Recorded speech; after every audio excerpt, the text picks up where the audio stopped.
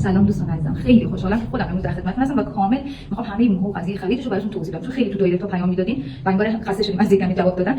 یکی براتون توضیح موی خام که در جریان هستید از قد 50 به بالای موی خام قیمت میلیونی و قیمت خیلی خوبی داره. به نسبت جنس مو و حجم مو و قد مو قیمتش متغیره. این تمام موی خام میذاریم کنار. ما میریم سراغ موی رنگی هم از 50 به بالا با قیمتای میلیونی خرید داریم. ببینید دکولوره باشه، هر چی باشه، رنگ باشه، رنگ مشکی باشه، هر چی باشه ما خرید داریم. موهای رنگی میذاریم، موهایی که زیر 50 سانتی هم رنگی هم خام. ببینید بچه‌ها این موها که مرتب کش بسته شده ولی زیر 50 اینا هم خرید میشه، ولی قیمتش کیلوییه. بیشتر از سالنا خرید میشه چون کیلویی خرید میشه و به صرفه نیست از یه سر خرید میشه. باز 40 سال برای یه سر بهتره، ولی زیر اون اصلا دیگه به صرفه نیست که شما موهاتون رو کوتاه کنید اگه قصد فروششو دارید. مگه اینکه قصد کوتاهی مو داشته باشین. اگه قصد کوتاهی مو داشته باشین حالا یه پولی هم میگیرید بدون پول کوتاهی هم بدید. این موهای زیر 50 سانتی بدون رنگ و رنگی که 30 سانتش کیلو 1 میلیون تقریبا و 40 سانتش کیلو 3 تا 10 میلیون خرید میشه. به بعدی موهایی هستن که زیر 30 سانتن، زیر 25 سانتن و دکولورن، رنگیان، آسیب دیدن، کوتاهن. ببینید ما رو خیلی کوتاه دکولوره و ببینید خودتون متوجه میشین کدوم موها رو میگم. خیلی قابل استفاده نیست برای کلاهگیر، خیلی کوتاهن، دکولورن، رنگایی که اصلا جالب نیست.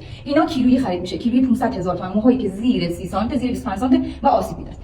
آخرین موهایی که داریم پرتی های موها هست که ما دو نوع پرتی داریم، پرتی سالونی و پرتی که صادر کننده از اون کارگاه دارن و از تو موها در میارن. ببینید ما اینا رو هم خرید داریم.